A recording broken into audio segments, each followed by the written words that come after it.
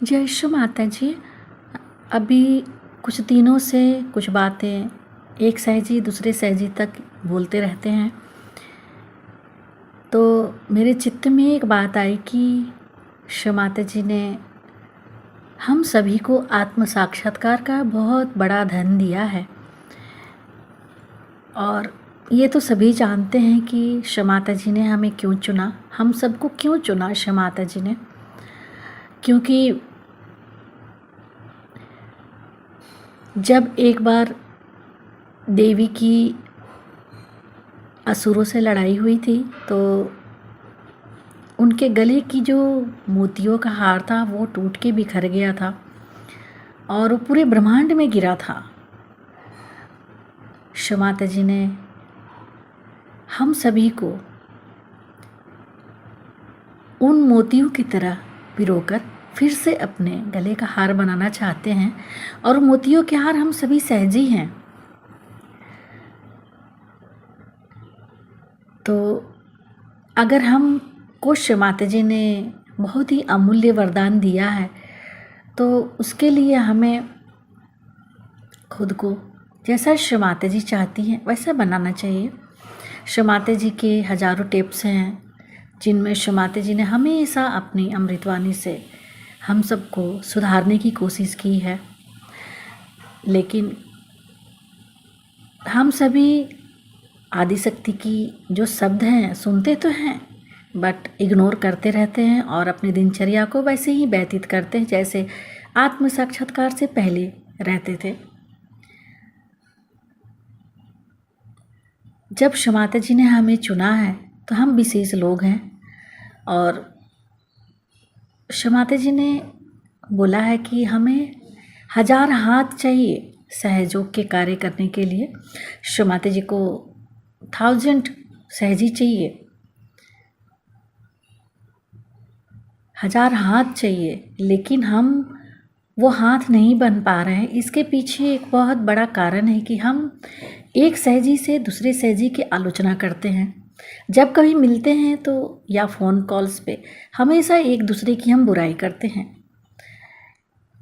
शायद आपको ये नहीं पता कि हम सभी श्री माता जी के अंग प्रत्यंग हैं। अगर हम एक दूसरे की बुराई करते हैं तो हमारी जो देवी हैं श्री माता जी, उनको कष्ट होता है। और उन्होंने ये भी बोला है एक ऑडियो या वीडियो में कि आप लोग यहाँ एक दूसरे को गिराने के लिए नहीं आए सहज योगा में, उनको हमें सहज योगा में लाने का एकमात्र उद्देश्य था कि देवी के जो कार्य रुके हुए हैं पृथ्वी पर उनको पूरा करने के लिए श्री माता जी ने हमें सहयोगी बनाया है।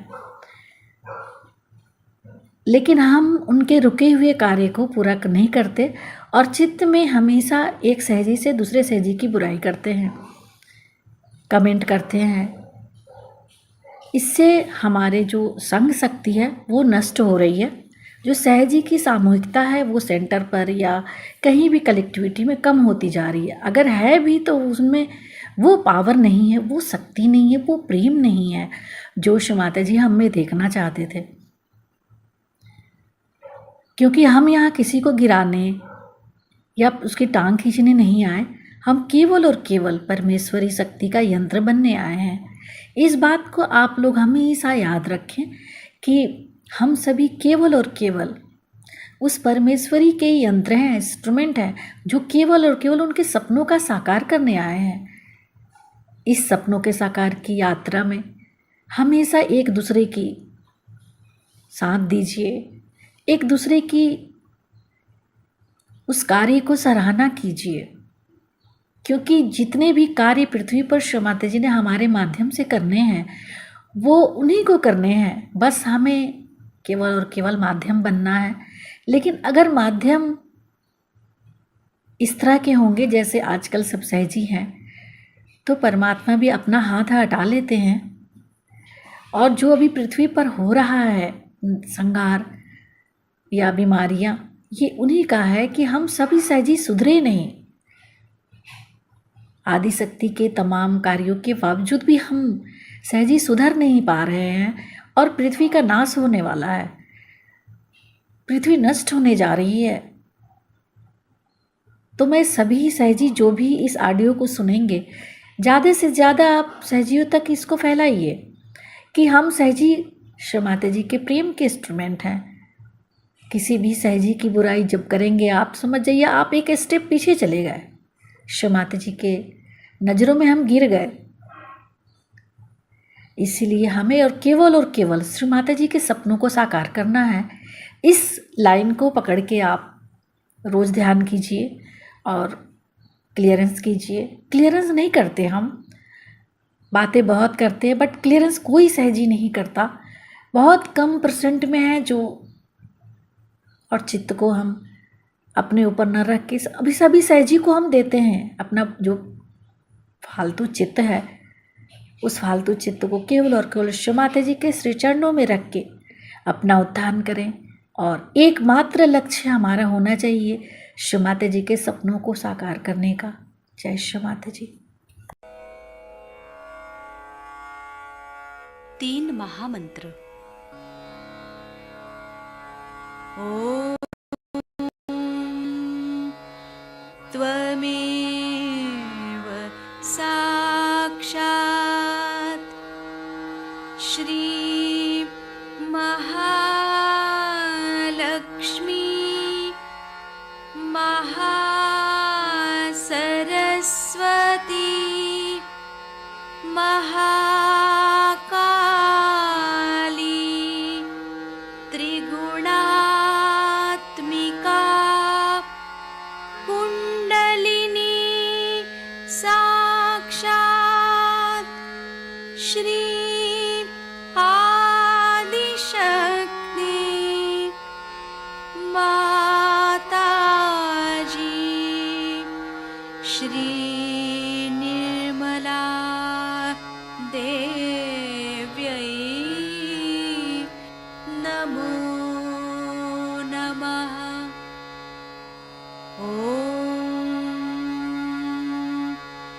त्वमेव साक्षात् श्री कल्की साक्षात् श्री आदिशक्ति माताजी श्री निर्मला देव्यै नमो नमः। ॐ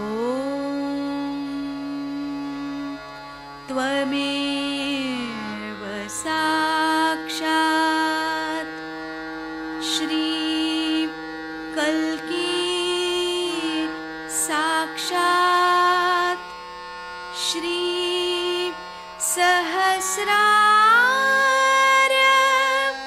स्वामिनी मोक्षप्रदायिनी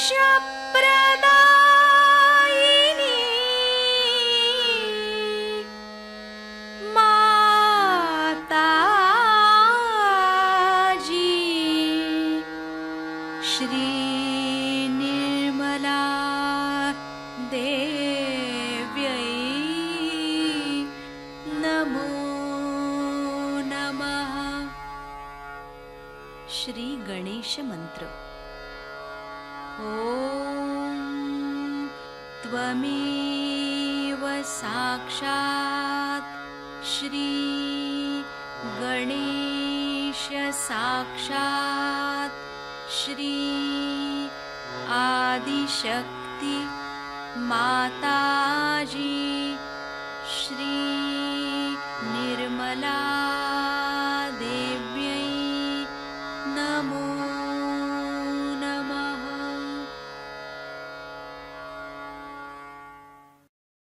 जय श्री माता जी। दोनों हाथ माँ के सामने, हृदय में श्री माता जी की छवि को स्थिर करते हुए,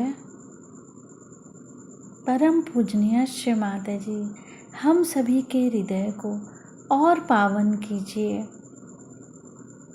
श्री माता जी की छवि को बीचों बीच हृदय में स्थिर करते हुए बार बार प्रार्थना, परम पूजनीय श्री माता जी हम सभी के हृदय को और पावन कीजिए।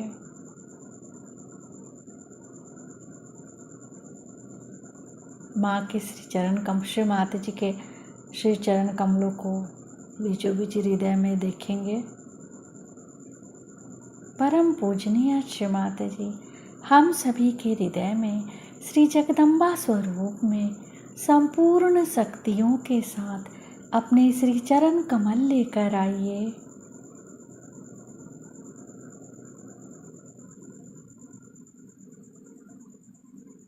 धीरे धीरे अपने संपूर्ण चित्त को दोनों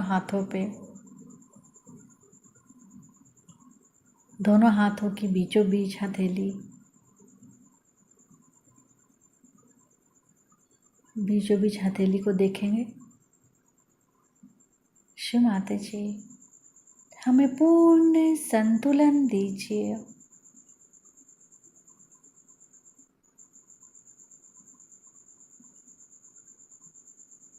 धीरे धीरे अपने संपूर्ण चित्त को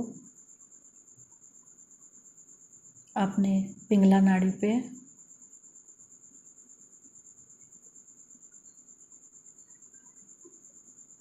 नीचे से ऊपर पिंगला नाड़ी को देखेंगे।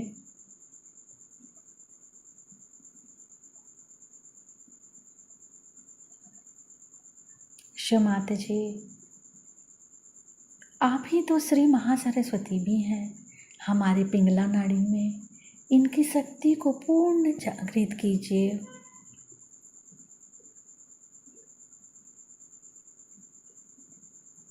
अपने दाएं हथेली को देखेंगे और पूरे पिंगला नाड़ी को नीचे से ऊपर। श्री माता जी, आप ही करता है, आप ही करविता है। कृपा करके हमारे अंदर से समस्त कर्ता भाव समाप्त कीजिए। राइट स्वादिष्ठान पर चित्त रखेंगे।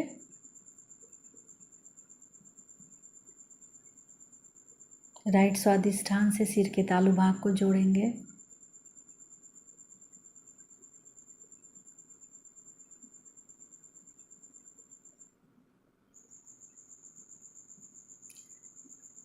राइट नाभि को सिर के तालु भाग से जोड़ेंगे।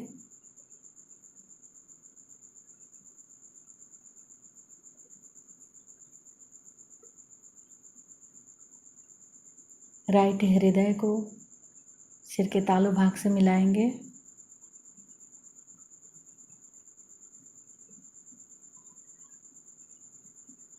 राइट विशुद्धि को सिर के तालु भाग से मिलाएंगे।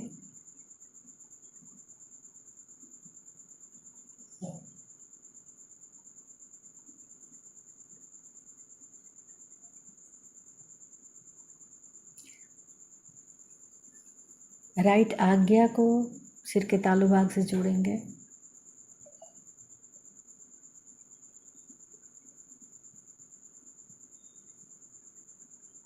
फिर से पूरी पिंगला नाड़ी को नीचे से ऊपर चित ले जाते हुए शिव माता जी, हमें पूर्ण संतुलन दीजिए। चित्त को सिर के तालु भाग पर स्थिर करते हुए श्री निर्विचारिता मंत्र ओम त्वमेव साक्षात् श्री निर्विचारिता साक्षात् श्री आदि शक्ति माता जी श्री निर्मला देव्यै नमो नमः। अंदर स्वयं चालित शक्ति जिसे कहते हैं, जिसे अंग्रेजी में ऑटोनॉमस नर्वस सिस्टम कहते हैं, वो सूक्ष्म तरह से अपने पीठ के रीढ़ के हड्डी के अंदर मज्जारज्जु में, स्पाइनल कॉर्ड के अंदर, मेडुला ऑब्लोंगेटा में स्थित है। मैंने आपसे बताया था कि ये 3 सूक्ष्म शक्तियां हैं जिनसे हमारी ऑटोनॉमस नर्वस सिस्टम चलती है,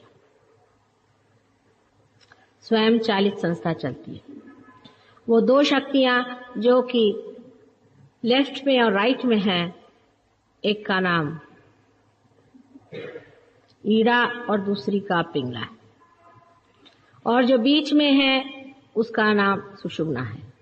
ये 3 नाड़ियां, और इन 3 नाड़ियों पे जो 3 शक्तियां हैं उनका नाम, जो लेफ्ट में है उसका महाकाली, जो राइट में है उसका महासरस्वती, और जो बीच में है उसका महालक्ष्मी। महाकाली शक्ति से हमारी स्थिति और लय होती है। महासरस्वती से हमारी शरीर धारणा तथा पूरा हमारा विचार का कार्य, आगे की जो कुछ तजवीज है, जो कुछ भी हम लोग प्लानिंग करते हैं, विचार करते हैं, कार्यान्वित होते हैं, जो कुछ हमारी सृजन शक्ति है, क्रिएटिव कैपेसिटीज हैं, वो सब उससे प्रदर्शित होती हैं, मैनिफेस्ट होती हैं। और जो बीच की शक्ति है, जिसे कि हम महालक्ष्मी की शक्ति कहते हैं, जिसको इस बंबई शहर में बहुत ज्यादा मानते हैं लोग, इस महालक्ष्मी की शक्ति से ही हमारा इवोल्यूशन होता है, उत्क्रांति होती है। आज अमीबा से जो आज मनुष्य की दशा में हम आए हैं, ये इसी शक्ति के कारण, इस शक्ति के कारण हम अपने अंदर धारणा करते हैं। धारणा माने सस्टेन करना। हर एक वस्तु मात्र में जो धारणाएं हैं, जैसे मैंने आपसे कल बताया था कि कार्बन में 4 वैलेंसीज हैं। हर एक वस्तु मात्र में जो उसकी प्रकृति है या उसकी जिसे कहते हैं प्रॉपर्टीज हैं, वो सारी इसी शक्ति के द्वारा आती है। और मनुष्य में भी जो धर्म धारणा होती है वो भी इसी कारण होती है। मनुष्य का भी अपना कुछ धर्म जरूर अवश्य है ही, नहीं तो वो मनुष्य क्यों कहलाएगा। उसके 10 धर्म हैं, जिसके बारे में आप साधारण तरह से ये कह सकते हैं कि बाइबल में जिसे 10 कमांडमेंट्स कहते हैं, वही वो 10 धर्म हैं। इन 10 धर्मों के अनेक और सूक्ष्म स्वरूप हैं, जिसके बारे में हमारे शास्त्रों में आदिकाल से अनेक ऋषि मुनियों ने पता लगाकर उस पर काफी कुछ लिखा हुआ है। कल मैं आपसे आखिरी बार जो बता रही थी वो धर्म के बारे में, क्योंकि हम लोग तीनों चक्रों का वर्णन करते हुए जब नाभि चक्र पे आए तो मैंने कहा था कि लक्ष्मी जी का धर्म से बहुत नजदीक संबंध है, क्योंकि हमारे पेट में धर्म होता है। धर्म विचार में नहीं होता है। जो मनुष्य विचार से धर्म करता है वो धार्मिक नहीं है। धर्म विचार से नहीं होता है, अपने पेट में होता है। जैसे एक साधारण आपसे मैं बात बताऊं कि अगर कोई वास्तविक धार्मिक आदमी हो, मैंने जिसे रियलाइज सोल कहना चाहिए, मैं धार्मिक उसे नहीं मानती जो बड़ा पट्टा वट्टा लगा के घूमते हैं, लेकिन अंदर से जो टूटा हुआ आदमी है, जो कि परमात्मा से एकाकार हो चुका है, जो असल मायने में योगी है, जो रियलाइज सोल है, वो आदमी अगर किसी ऐसे आदमी के घर में गया हो जिसने कि मर्डर किया है, लोगों को परेशान किया है, उस आदमी के घर में खाना खाते उसे उल्टी होने शुरू हो जाए, वो बर्दाश्त नहीं कर पाएगा। वो किसी भी नग्न स्त्री को देख नहीं पाएगा, उसको देखते साथ उसके अंदर से उल्टी आ जाएगी, उसका पेट उसे बर्दाश्त नहीं कर पाएगा। आप में से भी बहुत से लोग ऐसे होंगे कि वो किसी किसी के घर का खाना ही नहीं खा सकते, उनके घर में जाते होंगे तो उनको उल्टी ही आती होगी। इसका कारण कोई बता नहीं सकता। इसका सीधा कारण यह है कि आपका धर्म उस धर्म से मेल नहीं खा रहा जो उस घर में। बहुत सारी बातें इस प्रकार आपने अपने जीवन में भी अनुभव की होगी, जिसका उत्तर आपने पाया नहीं होगा। जब हमारा धर्म शिथिल हो जाता है या जब मनुष्य का धर्म गिरने लग जाता है, जिस वक्त उसके धर्म की हानि होने लग जाती है, धीरे धीरे वो कॉम्प्रोमाइज करने लगता है जिंदगी के साथ। जब उसका कॉम्प्रोमाइज शुरू हो जाता है, धीरे धीरे वो कमजोर होता जाता है। जैसे ही वो कमजोर हो जाता है, कभी कभी उस पर कुछ पिशाच भी आ जाते हैं, कभी कभी वही स्वयं एक पिशाच हो जाता है। मनुष्य जब धर्म से गिर जाता है तो वो राक्षस योनि में ही उतर सकता है, क्योंकि जानवरों की योनि में तो अब वो जा नहीं सकता और देवताओं की योनि में जा नहीं सकता। तो जब वो मनुष्य होकर के और अपने धर्म से च्युत हो जाता है, तब वो कहाँ जाएगा? उसको राक्षस योनि में ही जाना पड़ता है या उसे नर्क की गति में जाना पड़ता है। अब नर्क है या नहीं, इसकी कोई सिद्धता है कि नहीं, इसका प्रूफ क्या है, साइंटिफिकली माता जी दिखाइए, सो बात हो नहीं सकती। लेकिन हाँ, ये बात जरूर है कि आपको मैंने आज भी सवेरे दिखाया है और कल भी दिखाया है कुंडलिनी का स्पंदन, जिससे आप देख सकते हैं। कुंडलिनी का स्पंदन आप देख सकते हैं अपने आंख से, हालांकि अभी तक आप पार नहीं हुए, और जो लोग पार हो गए हैं उन्होंने भी उस शांति को अनुभव कर लिया जिसकी मैं बात कर रही हूँ, उस निर्विचारिता की, जहां मनुष्य साइलेंट हो जाता है, अंदर सब विचार उसके रुक जाते हैं और वो साक्षी होकर के देखने लग जाता है। ये घटना घटित होती है। इसका कौन सा साइंटिफिक प्रूफ देख सकते हैं जो कि आप ही के अंदर घटित होती है? समझ लीजिए कोई अच्छा सुंदर आप संगीत सुन रहे हैं और आप कहें इसका आनंद आ रहा है, इसकी साइंटिफिक कोई वो दीजिए, तो कैसे देंगे? आप हो जाते हैं, आपके अंदर ये घटना हो जाती है और आपके अंदर से ठंडी ठंडी सी लहरें चलने लगती है। ये कल आप में से बहुत लोगों को हुआ और उन्होंने इसका अनुभव भी लिया और बहुतों को उसका फायदा भी हुआ होगा और आगे भी इसमें आगे बढ़ना चाहिए। जिन लोगों ने गहराई से इस बात को पकड़ा और आगे चले हैं, वो आज कहां से कहां पहुंच गए। संसार में रहते ही हुए वो कितने ही ऋषि मुनियों से ऊंचे हो गए हैं और कितने ही लोगों को वो पार भी करें और कितने ही को वो ठीक भी करें।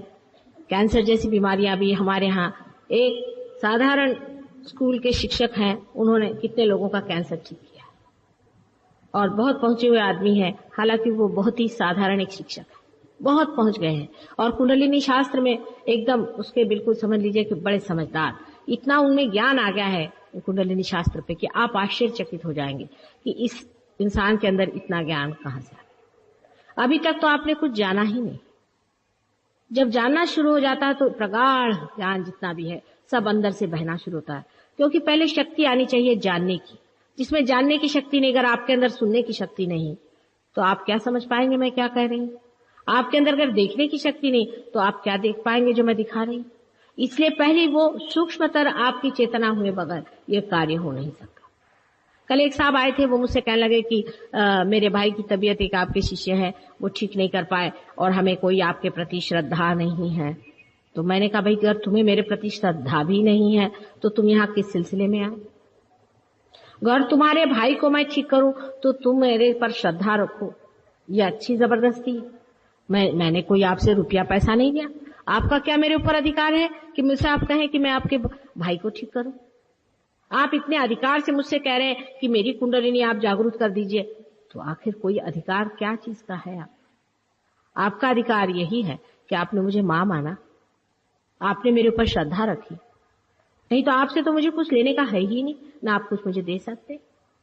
लेकिन अगर आपके अंदर जरा भी श्रद्धा नहीं तो आप ही सोचिए, ये जो सारे देवता बैठे हुए चक्रों पे हैं, ये क्या इस बात को मान्य कर लेंगे कि आपका कोई भी विश्वास मुझ पर न हो, कोई भी विश्वास इन देवताओं पे नहीं हो, भगवान पे कोई विश्वास नहीं हो, सबको आप सुबह शाम गालियां दे रहे हैं और वो क्या आपके लिए दौड़ दौड़ के काम करेंगे? अरे एक साधारण अधिकारी कोई होता है तो उसका इतना प्रोटोकॉल होता है, तो उस परमात्मा का कितना प्रोटोकॉल होगा। हम लोग कितने अहंकारी हो गए हैं कि हम सोचते हैं हमारी कुंडलिनी जागृत हो जाए, हमारा ये हो जाए, हमारा वो हो जाए, और हमें बिल्कुल ही परमात्मा के प्रति श्रद्धा नहीं, हम बड़े लाट साहब हैं तो बैठे रहिए। ऐसे लोगों को जागृति होना बहुत कठिन है, मैं पहले ही बता दूं। जरूरी है कि आप श्रद्धा से आए। श्रद्धा किसानों में बहुत होती है। मैं राहुरी गई थी, मुझे आश्चर्य हुआ, हजारों आदमी आए थे, 5-5, 6-6 हजार के क्राउड्स में खड़ा अखड़ लोग पार हो रहे थे। तो कह रहे कैसे ये धरती माँ के पुत्र हैं, कितने जल्दी ये पार हैं। थोड़े बहुत पढ़े लिखे भी थे, कुछ रईस लोग भी थे, ऐसा नहीं था कि बिल्कुल ही अनपढ़ लोग थे, कुछ अनपढ़ भी थे, लेकिन सब लोग पार बहुत जल्दी होते थे। तो मैंने उनसे पूछा क्या बात है? कहले माँ हमें तुम्हारे पर बड़ी श्रद्धा हो गई। तो हमने कहा क्यों श्रद्धा हुई? कहले हमको है ही, हम खेती वाले लोग हैं, हम बगैर श्रद्धा के खेती कैसे करें? खेती तो हो ही नहीं सकती बगैर श्रद्धा के। सही बात है, श्रद्धा के बगैर खेती नहीं हो सकती। मनुष्य जब सोचता है कि जमीन किस तरह से एक बीज है, उसको उगाती है, अपने आप उसमें से इतने फल देती है और कुछ नहीं चाहती कि हम उसे दें, उसको देख करके मनुष्य जरूर आश्चर्यचकित होता है और देखता है कि कितना बड़ा मिराकल है, कितना बड़ा आश्चर्य है। और हम लोग यहाँ पर बाजार में जाके खरीदते हैं तो हमें we take it for granted, हमको लगता ही नहीं है कि ये कोई विशेष बात हो, ये कोई मिराकल।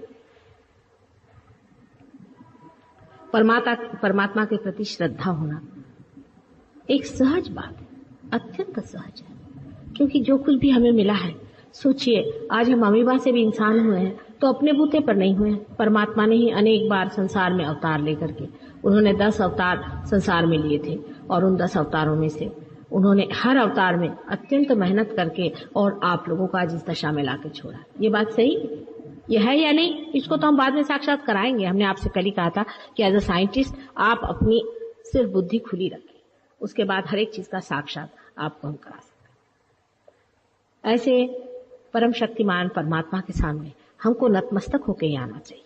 जो मनुष्य अपने को परमात्मा से भी ऊंचा समझता है वो बैठा रहे, पर एक माने में है मनुष्य को परमात्मा ने अपने से ऊंचा बनाया, ये बात सही है। एक माने में जहां परमात्मा भी हार जाता है और हम भी हार जाते हैं, वो है कि आपको परमात्मा ने स्वतंत्रता दी है। आपको अपनी उत्क्रांति इवोल्यूशन मनुष्यता के लेवल पे आने पर, इस प्लेन पर आने पर स्वतंत्रता से ही ढूंढनी पड़ेगी।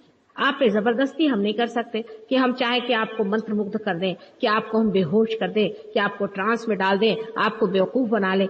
इस तरह से नहीं हो सकता।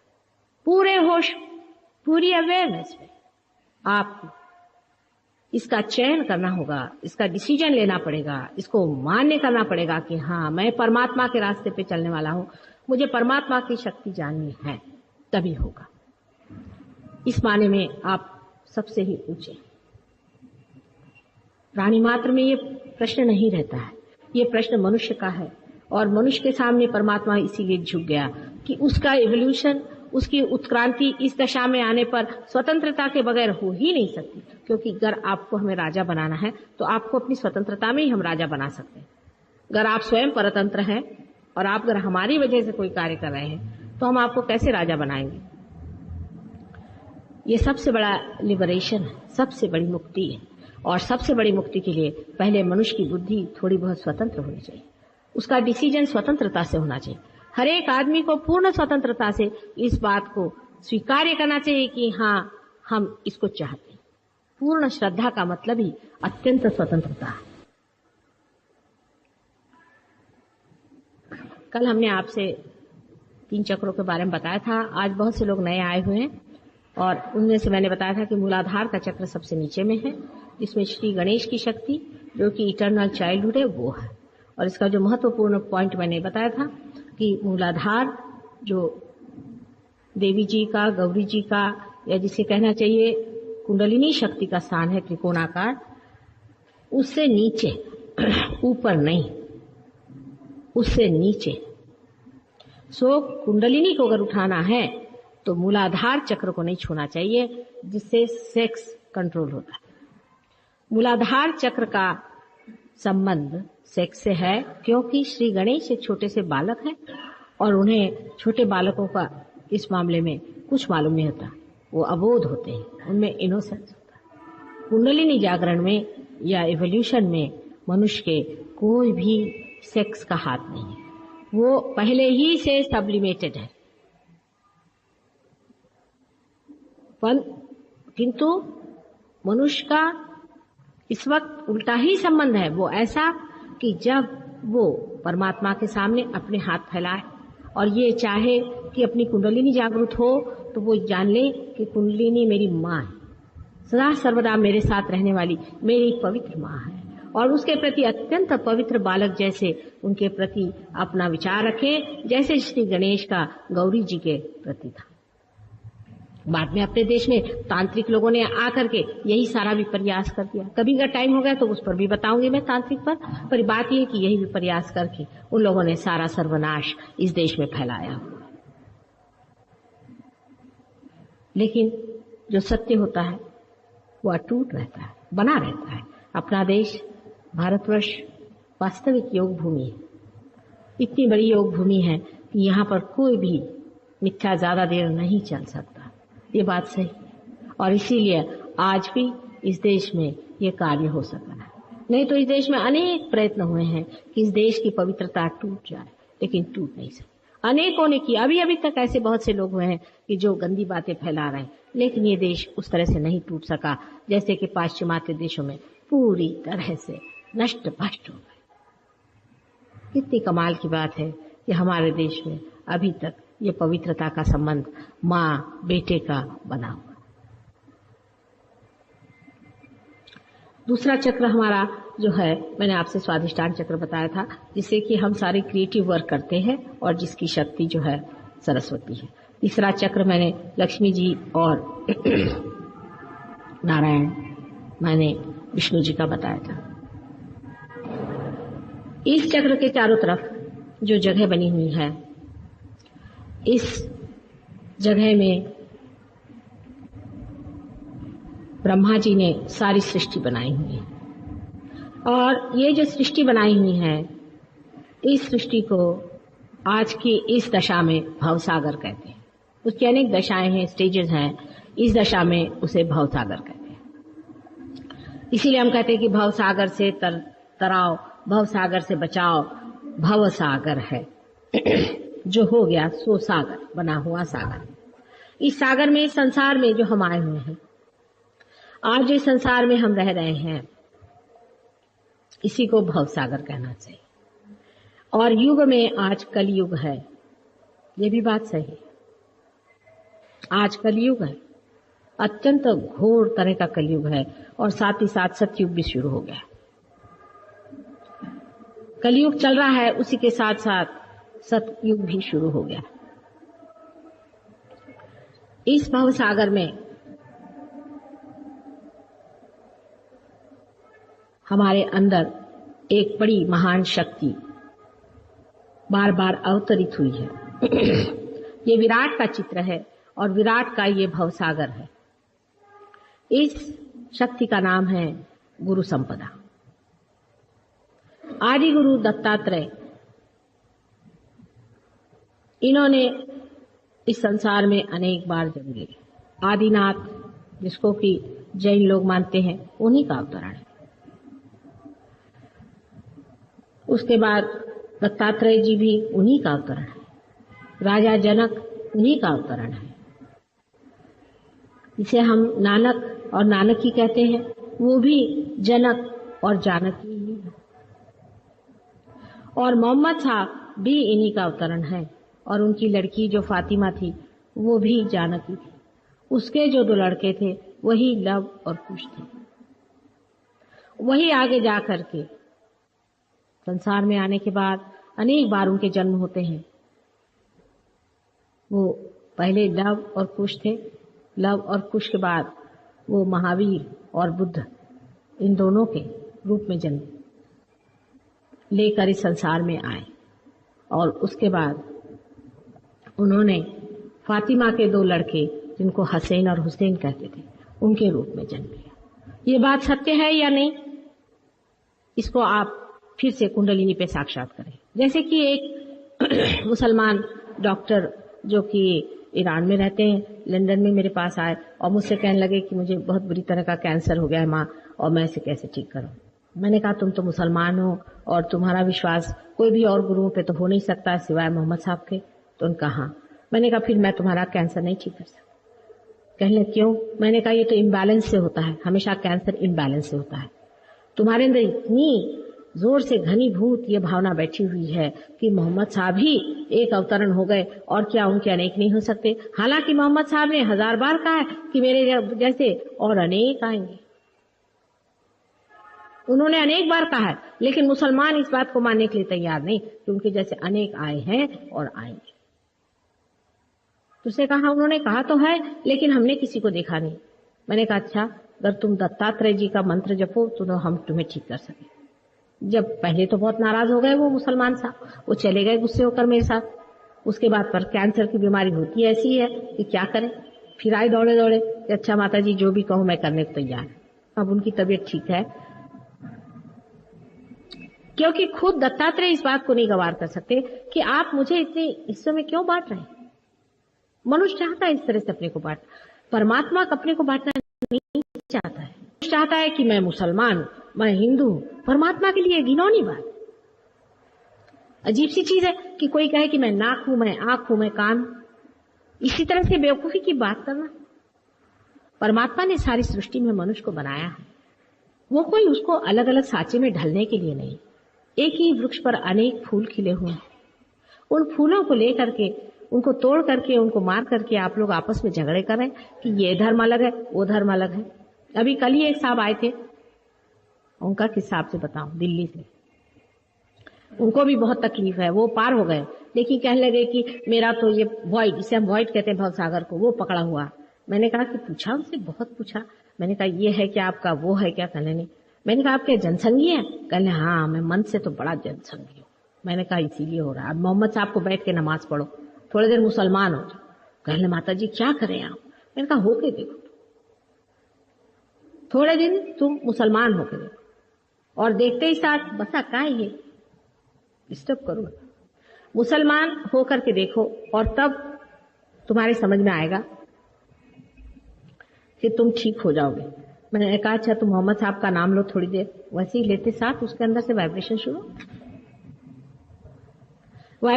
हो जाते हैं। जो बात मैं कह रही अगर झूठ हो तो आप वाइब्रेशंस पे जान सकते हैं, फौरन आपके वाइब्रेशंस बता देंगे सत्य क्या है, झूठ क्या है। एब्सोल्यूट जो चीज है, अभी तक आपको पता ही नहीं, माँ कह रही ये सच्चा है कि वो कह रहे वो सच्चा है, तुम हर एक चीज का देख लो, इसका प्रत्यक्ष सामने। आप लोग बिल्कुल कंप्यूटर जैसे हैं, सिर्फ आपके कंप्यूटर को अभी मेल्स में लगाने की जरूरत है। जैसे आप मेल्स में लग जाएंगे आपको फौरन पता हो जाएगा कौन सी चीज सच्ची कौन सी चीज झूठी। मैंने कुछ गुरुओं के बारे में कहा भाई ये गुरु ठीक नहीं, तो साहब बहुत गुस्से हो गए। मैंने कहा अच्छा भाई तुम पार हो जाओ फिर देखना। उसके बाद अब उनका ये हाल है कि वो जो गुरु का कोई नाम लेता तो कहते हे भगवान किसका नाम लिया, भागते हैं वहां। जो सच्चा और झूठा है उसको पहचानना ही चाहिए। क्या मुझे ये नहीं कहना चाहिए कि जो सच्चा है वो सच्चा है, जो झूठा है वो झूठा है? आप अगर कबीरदास को पढ़े, उन्होंने तो पूरे अपने कबीरदास की जितनी सुक्तियां सब में ऐसा निकाला कि ये चोले वाले और ऊपर से झगड़े लगाने वाले और ये करने वाले और ये जो साधु पैसे लेते हैं और ये जो ढकोसलेबाजे हैं और ये जो तांत्रिक है, सबको उन्होंने एक एक को ऐसा लताड़ के रखा है। जो खेचरी करते हैं दुनिया भर की, सबको खूब ठीक ठीक करके रखा है। लेकिन कबीरदास को कौन पढ़ेगा? हिंदी भाषी लोगों में से कबीरदास किसी ने नहीं पढ़ा होगा, मैं आपसे बता दूं। मनोहर कहानियां, फिर वो एमए इन हिंदी होंगे तो भी वो मनोहर कहानियां ही पढ़ते रहे। ये मनुष्य की वृत्ति है। आज हिंदुस्तान की मनुष्य की वृत्ति बहुत उथली हो गई। कबीरदास को पढ़िए तो रोंगटे खड़े जा रहे। अकेले आदमी ने जुलाहा के लेवल पे होते हुए ऐसे लताड़ के रखा है सबको, लैशिंग जिसको कहते हैं। एक एक आदमी की पोल पट्टियां निकाल निकाल कर उसने रखा है, जो जादू मंत्र दिखाते हैं, जादू टोने दिखाते हैं। नानक को देखिए, नानक ने चैप्टर्स आफ्टर चैप्टर्स लिखे ढोंगी लोगों पर, ये पैसे बनाने वालों पर, ये चमत्कार दिखाने वालों पर, सब पे चैप्टर्स आफ्टर चैप्टर्स लिखे। उसको काहे को कहीं जाने को? इन्हीं लोगों को पढ़ो। मराठी लोगों ने तुकाराम को इतना पढ़ा होगा, पर किसी को ये नहीं मालूम कि उन्होंने इस पर कितना लिख मारा। और मालूम भी होगा तो भी आंख बंद करके, आमचे गुरु आहेत, वो तो मराठियों के तो ऐसा स्टैम्प पोस्ट जैसे गुरु चिपक जाते, उसको आप बोल नहीं सकते। फिर तुमचे गुरु कौन? तो वो वहां के गुरु है। अच्छा उनका क्या नाम? अब आपने उनको मान लिया। और क्या वो मेरी बीबी को लेके भाग गए तो भी हर्जा नहीं, मेरे लिए वो मां हो गई। और गुजरातियों को तो टाइम ही नहीं, सब पैसा इकट्ठा कर। भगवान भगवान का बड़ा बहुत दीप दाप दिखा दिया, हो गया काम खत्म। चलो इस दशा में हम लोग आ गए हैं, इस योग भूमि में इतनी गंभीरता पूर्वक, जिस देश में हमारा रहन सहन है, जहां हम रहते हैं, वहां हमें कितना गंभीर होना चाहिए, कितनी परमात्मा की हमें लगन होनी चाहिए, कितने उसमें गहरा उतरना चाहिए, उसका विचार किसी को भी नहीं। किसी को टाइम ही नहीं भगवान के लिए। सारे धंधे करने को टाइम है, भगवान के लिए टाइम नहीं। और उसी में सारा आनंद है बेटी, और कहीं आनंद नहीं। मैं तुमसे सच सच बता दूं, तुम कोई भी चीज ढूंढ लो, यही गुरु संपदा अपने भारतवर्ष में अत्यंत बलवती है। और जगह भी हुए बड़े बड़े गुरु, कोई नहीं कह सकता कि कन्फ्यूशियस उसी के एक अवतरण है। और भी जगह बहुत बड़े बड़े गुरु हैं, लेकिन अपने देश में बहुत बड़ी संपदा हो।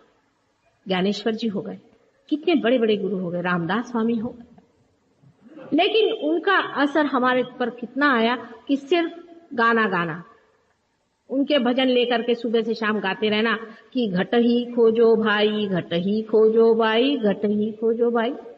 अरे भाई ये तो उन्होंने प्रिस्क्रिप्शन दिया कि घट को खोजो, तुम लोग वही गाते फिर रहे हो कि घट ही खोजो, घट ही खोजो। अब खोजोगे कब? कबीरदास का भजन बहुत शौक से लोग गाते हैं। उन्होंने गाया है कि शून्य शिखर पर अनहद बाजी रे। बिल्कुल कुंडलिनी का सारा वर्णन देख चुके हैं, मतलब कोई नई बात थोड़ी ना मैं कहने वाली हूं आपसे। सारा उन्होंने ईड़ा पिंगला सुखमन नाड़ी रे सब उन्होंने गा दिया है, कह दिया। वो बैठकर हारमोनियम लेके तबला बजा बजा करके खूब जोर जोर से लोग गाएंगे। अरे भाई गा क्या रहे हो कबीर दास, क्या गा रहे हो, उसमें क्या लिखा?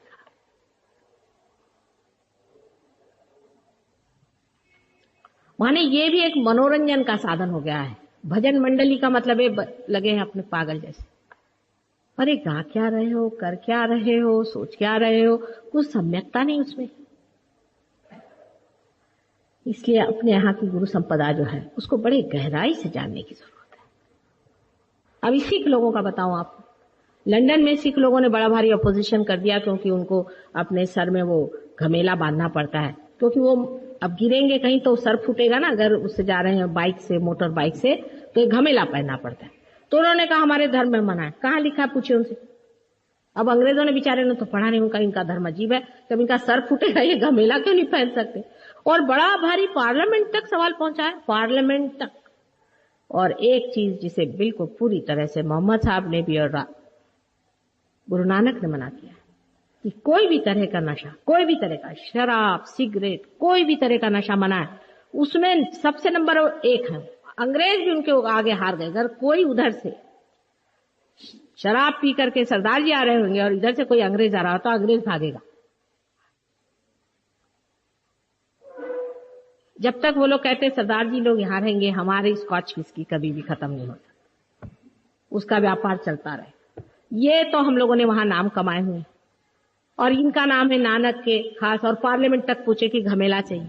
ये गुरु संपदा की हालत कर दी, जो कि इतनी महान शक्ति परमात्मा ने हमारे अंदर अवतरित की थी, उसका ये हाल हम लोगों ने कर दिया है कि अलग अलग ग्रुप्स बना करके और हर एक अलग चीज बना करके, और हम इसको कह रहे हैं कि हाँ यही हमारा धर्म है। और मुसलमान जितनी शराब पीते हैं उसके मामले में तो कहना ही क्या, उनसे ज्यादा तो कोई शराब का शौकीन ही नहीं होता। इतना ही नहीं, उन्होंने कविता भी लिख रखी, काफी कवि, एक से एक कवि हो गए इस शराब पिशाच की वो इतनी स्तुति करें। राक्षस है बिल्कुल शराब, फर्मेंटेड शराब जो होती है इसमें राक्षस आते हैं, मनुष्य को राक्षस कर देती है। आप लोगों को शायद ये बात पसंद नहीं आएगी, लेकिन मैं आपसे बता रही हूं कि शराब मनुष्य ने बनाया हुआ एक एटम बॉम्ब है अंदर में। इतनी मूर्खता की चीज है, पता नहीं कैसे कहां दिमाग में कब आ गया इनके, और इन्होंने शराब बनानी शुरू कर दी। और अभी मुझसे एक साहब बताने आए थे कि देवता भी सोमरस पीते थे, तो मैंने कहा तभी तो उनका फॉल हुआ था। और ये कहां से उन्होंने एक शास्त्र निकाल के लाए कि देवता सोमरस पीते थे। मैंने कहा तब तुम थे वहां देखने के लिए, लेकिन तुम मत पियो, तुम अगर पियोगे तो पिशाच हो जाओगे। और जो पीते हैं उनको देख करके भी फिर पीने लग जाते हैं। इसके लिए कोई प्रोहिबिशन की पॉलिसी लाने की जरूरत नहीं, अपने मन से ही सोचिए, विचार करो कितनी गंदी चीज है। गुरु संपदा में सबसे बड़ी चीज मनाई है नशे की। हर गुरु जो भी संसार में आया उसे नशा को एकदम मना किया, क्योंकि बाकी अवतारों में इसका विचार नहीं हुआ था, इसलिए इन्होंने गुरु संपदा है उन्होंने किया, बिल्कुल मना था। और ईसाई लोग ये कहेंगे कि ईसा मसीह ने मना नहीं किया है उन्होंने, लेकिन उनके जमाने में जो मोसेस नाम के हो गए थे, उन्होंने साफ साफ लिखा है कि कोई सी भी नशे की चीज नहीं पीनी चाहिए, क्योंकि वो जो थे वो गुरु संपदा वाले थे। उन्होंने इस बात को साफ किया हुआ। लेकिन ये जो ईसा मसीह के बड़े भारी कहते हैं कि हम ईसा मसीह के बड़े भारी फॉलोअर्स हैं, इन्होंने तो जितना उनका अपमान किया है संसार में कोई कर ही नहीं सकता, क्योंकि जिसने पूरा जीवन ब्रह्मचर्य से बिताया है। उनके ये शिष्य लोग हैं, जरा देखिए इनकी शक्लें, आपको तो पता ही नहीं किस गर्त में फंसे हुए हैं। अपने को ईसा मसीह के ये लोग चेले कहते, उनके पक्के दुश्मन, उनका अपमान करने वाले ये लोग। ऐसे ही हम हिंदू, हम लोग कुछ कम नहीं। धर्म विचार जब भी हम करेंगे गुरु संपदा के साथ ही संबंधित होता है। एक चीज बताई गई है हमारे अंदर कि हर मनुष्य के अंदर एक ही आत्मा की ज्योत होती है, वही परमात्मा का दर्शन है और हर आदमी का पुनर्जन्म हो सकता है। फिर हम ऐसा कैसे कह सकते हैं कि कोई मनुष्य जाति से ही ब्राह्मण होता है? और उसमें कहते हैं कि गीता में लिखा है, तो आप उनसे ये सवाल जाके पूछें कि गीता किसने लिखी? व्यास ने। व्यास किसके लड़के थे? पराशर मुनि के लड़के जरूर थे, लेकिन उनकी मां एक धीवरनी थी और वो भी इलिजिटिमेट। सबको मालूम है वो कोई ब्राह्मण के लड़के नहीं थे, विवाहित भी नहीं हुए थे उनके पिता माता, और उनके लड़के पैदा हुए थे व्यास। क्या वो लिख सकते हैं कि जन्म से ही वो ब्राह्मण होना चाहिए? ये आरोप। वाल्मीकि कौन थे? आप जानते हैं सब लोग। फिर इस तरह का अट्टहास करना कि कोई मनुष्य जन्म से ही ब्राह्मण हो सकता है, ये बहुत ही गलत बात है। अपने सारे ही मार्ग तोड़ने का ये बड़ा गंदा तरीका लोगों ने बना लिया। ब्राह्मण का मतलब होता है जो ब्रह्म को जानता है, द्विज, जिसका दूसरे बार जन्म हुआ। जो रियलाइज नहीं हुआ वो ब्राह्मण हो ही नहीं सकता है। हमारे यहां तो ब्राह्मण आप घर में खाना बनाने के लिए रख लो, हो गए। ब्राह्मण घर में खाना बनाता है, हम पवित्र आदमी हैं, हमने घर में ब्राह्मण रखा है खाना बनाने के लिए, पूजा करने के लिए ब्राह्मण रख लिए। भाड़ोत्री ब्राह्मण नहीं हो सकता। ब्राह्मण एक दशा है, एक वृत्ति है जो ब्रह्म को खोज रहा है। आप सब ब्राह्मण हैं क्योंकि आप ब्रह्म को खोजते मेरे पास आए। जो ब्रह्म को खोजता है वो ब्राह्मण है, जो सत्ता को खोजता वो क्षत्रिय है। इस प्रकार वृत्ति पर अवलंबित है ये सारा। लेकिन हिंदुस्तान में इसकी इतनी गंदी प्रथाएं चलती आए, इस कारण हम लोगों ने अपने गुरुजनों को सताया है। ज्ञानेश्वर जी को, क्योंकि वो सन्यासी के लड़के थे, ऐसा इन लोगों का कहना था, उनके प्राण ले लिए। अभी अभी तक जो साईनाथ हमारे शिरडी में हो गए, जो कि स्वयं साक्षात दत्तात्रेय के अवतार थे, उनको इसलिए सताया गया कि वो मुसलमान है। और अभी जब वो मर गए तो उनके सामने उन्हीं के दुश्मन, वही लोग जिन्होंने उनको सताया था, इतने बड़े बड़े पेट निकाल करके खड़े होकर उनका आरती कर रहे, पैसे बनाने के धंधे बना, चारों तरफ से उनको बंद कर दिया, वहां कुंद कर दिया। एक दिन ऐसा आएगा कि वहां से उनकी आत्मा उठ जाएगी। उनका एक बिजनेस बना दिया, परमात्मा को बेचने को निकल आए।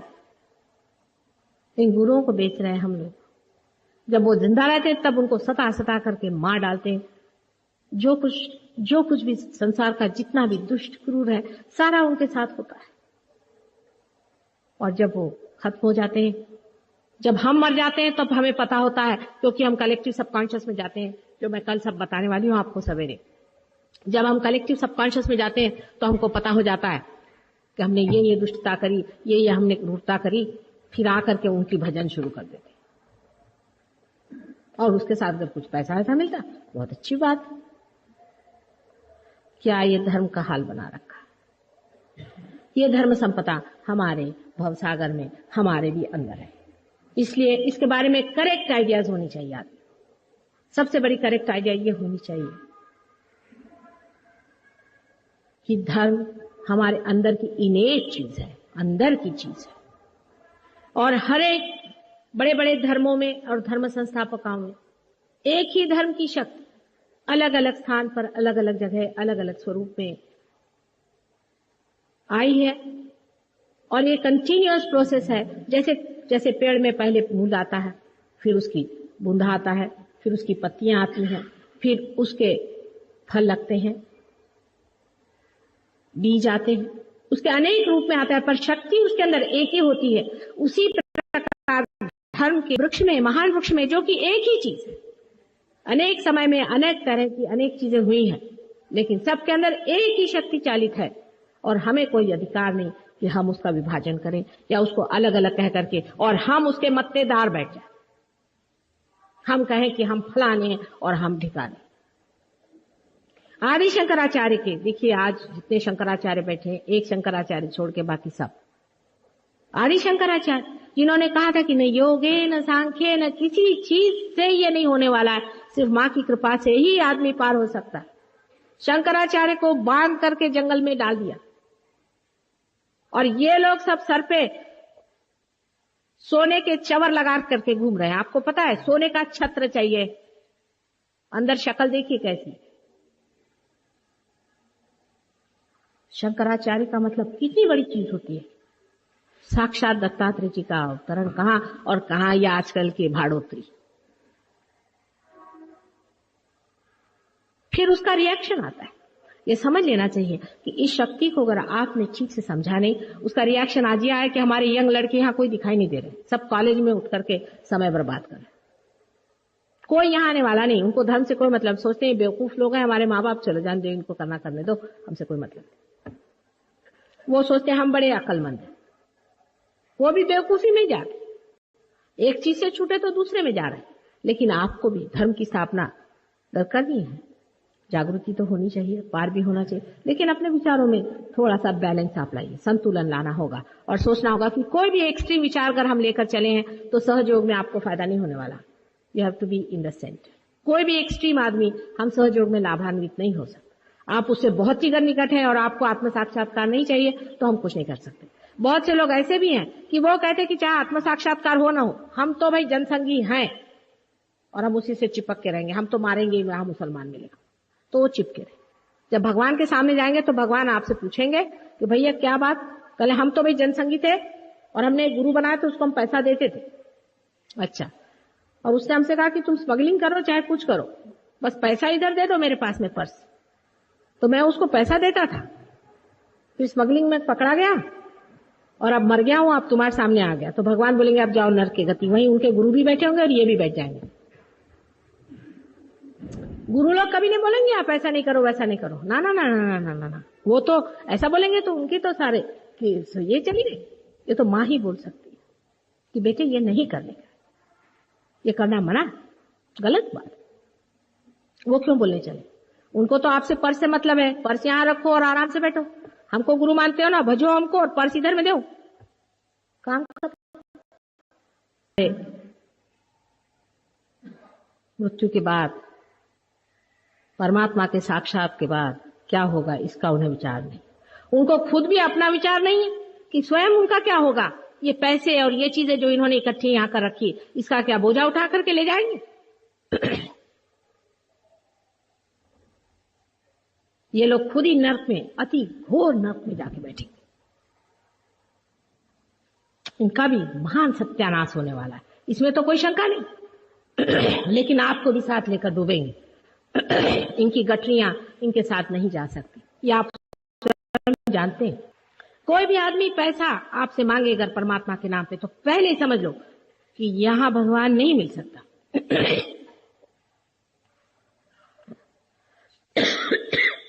ये बात दूसरी कि समझ लीजिए आज भारतीय विद्या भवन बनाना है, ठीक है, भारतीय विद्या भवन का भगवान से कोई संबंध नहीं है। इसको भवन बनाना है, इसके लिए पैसा इकट्ठा करो, बनाओ, हो गया। इसका भगवान से कोई संबंध नहीं हो सकता। कोई कहे कि भगवान के लिए दो, भगवान के लिए क्या दे सकते हैं आप? क्या है आपके पास? क्या दे सकते हैं? सभी कुछ जब उसका है, उसे कुछ भी देने लायक नहीं। हम क्या दे सकते हैं सिवाय अपना हृदय उसको दे दें, अपनी श्रद्धा उसे दे दें, और देने का कुछ नहीं। और जो आपसे आज ही एक साहब मुझे कह रहे थे कि माता जी आप कुछ फीस लगाओ, आप तो एक पैसा नहीं लेते हैं, इसी से लोगों को इसकी कीमत नहीं रह जाती। मैंने कहा वाह क्या कहने आप। मैंने कहा ये बताओ तुम अपने माँ के प्यार को कितने रुपए में बेचोगे, कीमत लगाओ। आज ऐसी बात कही सो कही, फिर कभी नहीं कहना। ये सब चीज कोई सोच ही नहीं सकता, क्योंकि हर एक चीज हम पैसे के मामले में सोचते हैं। वो बालाजी के उसमें है, वो सर पे कुछ लगाते हैं, उसकी लगा रहे बोली, इसके चवर घुमाने के उसकी बोली लग रही। सब जो है शेयर मार्केट हो गया। तुम लोग अपने माँ के प्यार को भी बेचने निकले हो क्या? अपने धर्म की कल्पनाएं कितनी कितनी घृणित हो गई, जरा सोचो, जरा सोच लो। क्या हम लोग बिल्कुल प्यार नाम की चीज जानते ही नहीं? क्या हम लोगों की माएँ नहीं थी? क्या हमने संसार में प्यार ही नहीं देखा है? क्या इतने हम लोग जड़ हो गए हैं कि इसे समझ नहीं सकते? ये सब विचार हमारे सामने हमारे गुरुओं ने रखे और हमें बताया, सिखाया, इतना सफर किया विचारों ने। उससे ऊपर जो चक्र है वो सारे ही गुरु हमारे अंदर स्थित है। वो सारे ही गुरु हमारे ही अंदर रहते हैं और हमारा मार्गदर्शन करते हैं। अगर हमने अपना रास्ता गलत कर दिया, माने सहयोग में मैं किसी से नहीं कहती कि तुम भाई शराब मत पियो, सिगरेट मत पियो, किसी से नहीं कहती। जब आप पार हो जाते हैं आप खुद ही छोड़ देते हैं। 90% लोग खुद ही छोड़ देते हैं, कोई आदत ही नहीं रह जाती। कारण यह है कि जब आप अपना ही मजा उठाने लग जाते हैं तो आपको टाइम कहाँ कि कोई और चीज का मजा उठाए। आप बोर होना ही भूल जाते हैं। आनंद इतना आने लग जाता है हृदय का कि आप इस चीज को भूल ही जाते हैं। इसलिए मैं किसी से कहती नहीं हूं, लेकिन यह घटित हो जाता है, ऑटोमेटिक हो जाता है। उसके बाद आप ऊपर देखेंगे कि जो चक्र है जिसे कि हृदय चक्र कहते हैं, इस हृदय चक्र में जगदम्बा का स्थान है। आप जानते हैं जगदम्बा जी शिव की पत्नी शिवा हैं। शिव हृदय पे वास करते हैं। हमारे सबके हृदय पर शिव जी का वास है और हृदय के अंदर आत्मा की ज्योत है जो परमात्मा का प्रतिबिंब है। यह है या नहीं है यह आप बाद में देखिएगा, है।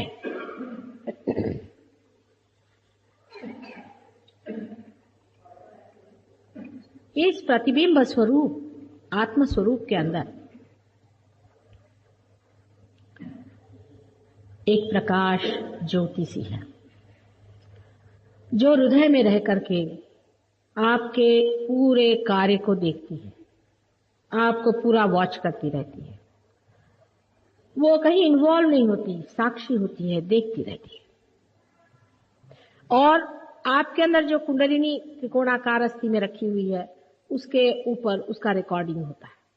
वो जो कुछ देखती है, वो आत्मज्योत जो कुछ आपका कार्य जानती है, देखती है, वो हर कार्य को जानती है। आप उससे कुछ नहीं छिपा सकते। वो साक्षी है, देखती जाती है, रिपोर्टर जैसे। और वो सारा इस कुंडलिनी पर उसका प्रकाश पड़ता जाता है और कुंडलिनी जानती जाती है। उसका एक त्रिकोण सा बना हुआ है।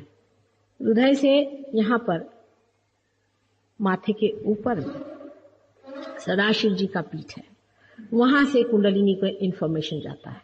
और जैसे कोई टेप रिकॉर्डर होता है, इस तरह से कुंडलिनी सारा नोट करती जाती है। बहुत से लोग कभी कभी मैं उनसे कुछ बात पूछती तो बहुत आश्चर्य से, माता जी आपको कैसे मालूम? तो मैं कुंडलिनी से जो जानती हूँ, तुम्हारा सारा टेप ही बजा सकती हूँ। तुम्हारा टेप बजा लिया, खत्म। और जो चाहिए वो टेप खींचना भी नहीं पड़ता, सब सामने आ जाता है। सारा कुंडलिनी में जमा रहता है और ये आत्मा की ज्योत अकेली तना जलती रहती। जब कुंडलिनी जागृति होती है, जब कुंडलिनी उठ करके और ब्रह्मरंध्र को छेदती है, तो सदाशिव जी का पीठ जो सर के ऊपर में यहाँ पर है, सदा सर्वदा आपके ऊपर वो रहता है। इसी के कारण आप में सत असत विवेक बुद्धि होती है, कॉन्शियस उसी की वजह से रहता है। और तब जब वो वहां जाकर के छू जाती है, तो जैसे गैस में एक छोटी सी लाइट जलती रहती है और उसमें जब गैस का फोर्स आकर के मिल जाता है तो सारा वो प्रज्वलित हो जाता है। उसी प्रकार आपकी सारी चेतना में ही उसका आभास आ जाता है, उसकी चेतना आ जाती है। ये जो हाथ में जो बाद में वाइब्रेशंस आपके आते हैं, ये उसी की चेतना का असर है। और उसी के बाद मनुष्य साक्षी स्वरूप हो जाता है। ये घटना घटित होनी पड़ती है, ये कोई भाषण से नहीं होने वाली। अभी जब मैं भाषण आपको दे रही हूं, अभी वाइब्रेशंस मेरे चल रहे हैं और आ रहे हैं और आपके अंदर उसकी घटना जो भी है हो रही। लेकिन सब लोगों जो भाषण देते हैं और ये किताबें पढ़ते हैं, उससे नहीं होने वाली। इसके लिए बड़ा अधिकारी कोई चाहिए, और अधिकारी ऐसा चाहिए कि जो प्रेम में पूरी तरह से परमात्मा से एकाकार हो।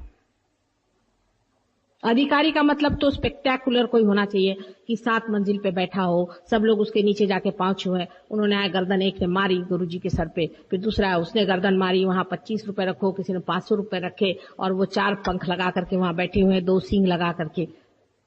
नहीं, इसका अधिकारी अत्यंत सीधा साधा होता है। हम लोग राधा जी को आदिशक्ति मानते हैं, सीता जी को मानते हैं। सीता जी में क्या विशेषता थी? हम लोग मेरी को मानते हैं, क्राइस्ट की मदर को आदिशक्ति। क्या था उनमें? बहुत सर्व साधारण माताएं थी, बहुत सर्वसाधारण, लेकिन अंदर से शक्तिशाली थी। उनकी शक्ति को जानने के लिए लोगों को रियलाइज होना पड़ता था, नहीं तो लोग नहीं जानते। सीता जी के समय में तो इस कदर लोगों में सेंसिटिविटी थी, इतने सेंसिटिव लोग थे। आज वैसी बात नहीं दिखाई देती। मैं भी सातारा गई थी, तब मुझे लगा कि वो सेंसिटिविटी के लोग यहाँ हैं, लेकिन और तो कहीं मैंने ऐसे देखे नहीं कि एकदम मानो जैसे उन्होंने जान ही लिया ये चीज क्या है।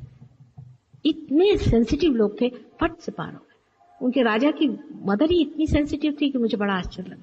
मैंने कहा सातारा जैसे छोटी जगह में शिवाजी के शायद वहां के पुण्य प्रताप से ऐसा हो, लेकिन लोग इतने सेंसिटिव थे कि जैसे कि बिल्कुल पूरी तरह से तैयार थे, दीप और चट से जल गए, खटाखट, बहुत ही सुंदर। इस तरह के लोग जब होते हैं तो ये कार्य हो जाता है। सेंसिटिविटी जरूर होनी चाहिए इस चीज के लिए कि आदमी सेंसिटिव हो। नहीं हो तो हम मेहनत करते हैं और किया है।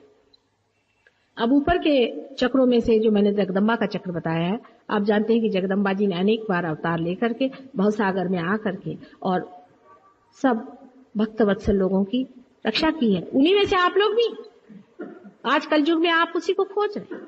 आप भी उन्हीं में से आए हुए। आप पे भी कोई संपदा हुए बगैर आप यहाँ आने वाले नहीं और आप पार होने वाले नहीं।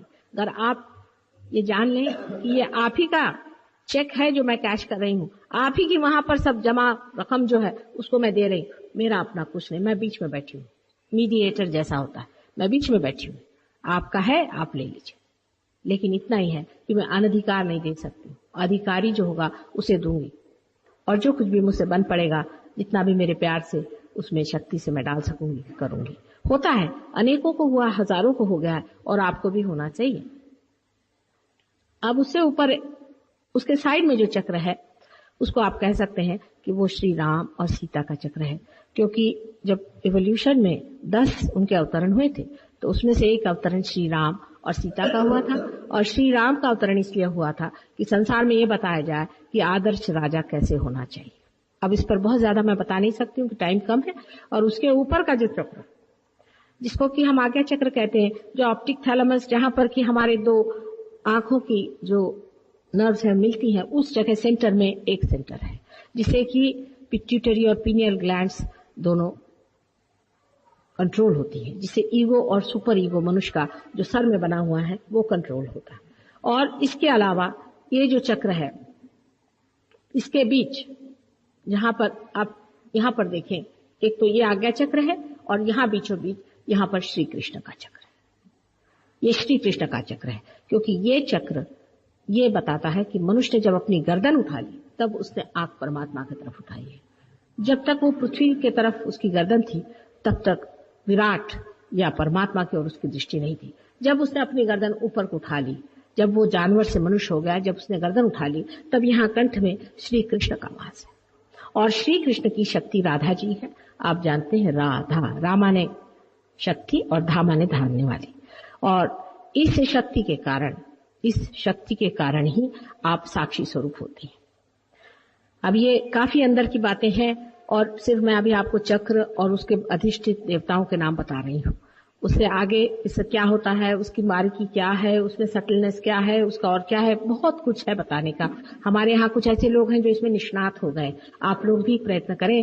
करीबन आप अगर बार बार प्रोग्राम होते रहते हैं हमेशा भारतीय विद्या भवन में, आप लोग आए, जाने, समझे। किताब भी कुछ किसी ने लिखी हुई है, मैंने तो अभी तक कुछ लिखा नहीं, लेकिन सब लोगों ने कुछ कुछ लिखा हुआ है, उसे देखें। मेरे लेक्चर्स हैं, उनको सुने और समझें और अपने हाथ चलाएं, तब आपको पता होगा कि जो मैं कह रही हूँ वो सही है या नहीं। अब जो ऊपर का जो आज्ञा चक्र है जिसे मैंने बताया था, उसमें महाविष्णु का अवतरण है, जिसको आप अगर देवी भागवत पढ़ें तो आपको पता होगा कि महाविष्णु एक बहुत बड़ी बालक की अवतार की स्थिति है और उसमें उन्होंने श्री गणेश को ही मुख्य तत्व माना है। श्री गणेश मुख्य तत्व मान करके उस अवतार को संसार में भेजा गया था, जिनका नाम ईसा मसीह। ईसा मसीह दूसरे तीसरे कोई नहीं, श्री महाविष्णु का अवतरण है। इसके बारे में जिसको कि हम लोग बौद्धा कहते हैं, ये ईसा मसीह का अवतरण है। और उनकी जो मदर थी वो स्वयं राधा जी स्वयं। इसका प्रत्यक्ष ये है कि जीसस नाम जो उन्होंने दिया है, ये जेसु नाम है, यशोदा से है। यशोदा का नाम कहीं भी नहीं आया, इसलिए उन्होंने इसका नाम जेसु दिया। और उनका नाम जो क्राइस्ट है वो दूसरा तीसरा कोई नहीं, कृष्ण से है, क्योंकि कृष्ण ही उनके पिता थे। बार बार जो पिता का वर्णन करते हैं, आप देवी महात्म्य पढ़ें, देवी महात्म्य में इस बालक के बारे में पूरी तरह से लिखा हुआ है। सिर्फ नाम का फर्क है, उसमें महाविष्णु लिखा है और उनका नाम जीसस क्राइस्ट है। अगर आप उनको पढ़ें तो आपको बिल्कुल पता होगा कि उन्हीं का वर्णन है, पूरी तरह से उनका वर्णन है कि वो संसार में आए और उन्होंने जो कार्य किए और जिस तरह से उन्होंने क्षमा उनका मुख्य तत्व था। क्षमा के ऊपर में उन्होंने सारे ही जितने भी आयुध थे उनको क्षमा में घोल के डाल दिया कि मनुष्य के पास सबसे बड़ा आयुध उन्होंने क्षमा का दिया। अब इसकी भी सत्यता प्रचिति आपको सिर्फ कुंडलिनी जागरण में हो सकती है सब चीजों की, कि जब कुंडलिनी उगती है और जब वो रुक जाती है किसी भी चक्र पे तो उसी देवती का नाम लेना पड़ता है। अगर उसका नाम नहीं लेंगे तो कुंडलिनी ऊपर नहीं आएगी। ये आप खुद देख सकते हैं, कुंडलिनी जब ऊपर आती है धीरे धीरे आप देख सकते हैं कि चक्रों पे आपको वाइब्रेशंस आते रहेंगे। आप आंख से भी देख सकते हैं। वहां पर आपको उसी देवती का नाम लेना पड़ेगा जो मैं कह रही हूँ। अगर नाम नहीं लीजिएगा तो कुंडलिनी चढ़ेगी नहीं, और जब वो कुंडलिनी चढ़ेगी तो आप जान लीजिए कि वहां पर देवती जो है वो खुश है। उसके बाद में सहस्त्रार में कलकी का अवतरण मानते हैं। कलकी माने जो सारा ही पूरे सारे 7 चक्रों का, 7 चक्रों के जो मालिक हैं वो कलकी है, और इसलिए उनका अवतरण सहस्त्रार में मानते हैं। और ये आदि शक्ति का सबसे अत्युच्च अवतरण है, क्योंकि इसी के कारण, आदि शक्ति के कारण ही यहाँ पर सहस्त्रार को खोला जा सकता है, नहीं तो कभी नहीं खोला जा सकता। साथ ही सारे देवता इस चक्र पे विराजमान होते हैं और ये सहस्त्रार का अवतरण है। अब आपसे मैंने काफी बता दिया है इसके मामले में। अब हम थोड़ा सा ध्यान करेंगे और देखेंगे कि